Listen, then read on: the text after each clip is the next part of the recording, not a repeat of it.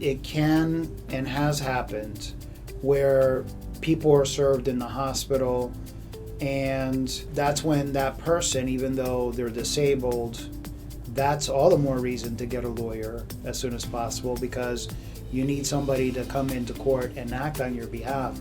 All the more reason to do it. It's just like if you have a medical condition, you're in the hospital because you're getting professional, medical attention through doctors that are trained and specializing in whatever it is that your problem is. Just like you have doctors treating you instead of you being in your bathroom trying to treat yourself, you have, doctors helping you. So you should have professional lawyers helping you with the legal side.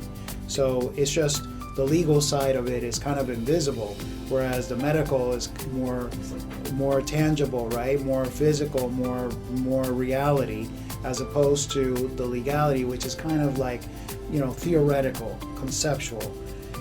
Except when it starts hitting the pocketbook or your children and things like that, then it becomes very real. That's where it's still very important. All the more reason you should get a lawyer.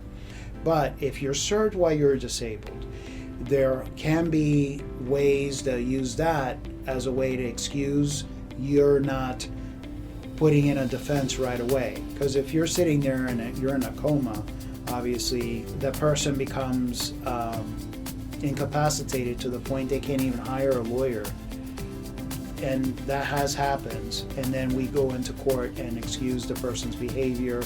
And the judges are usually lenient because the judges want to resolve these legal cases based on the merits, based on the facts, the evidence, not on some kind of technicality where you were served when you were disabled or sick and not aware of what was happening and depriving you of the ability to come into court. They don't want to decide cases like that. Now, if you ignore the case and when you were perfectly capable of hiring somebody to help you, the judges don't have any sympathy for things like that. But if you have a good faith illness, judges will usually give you the benefit of the doubt and help you with your case.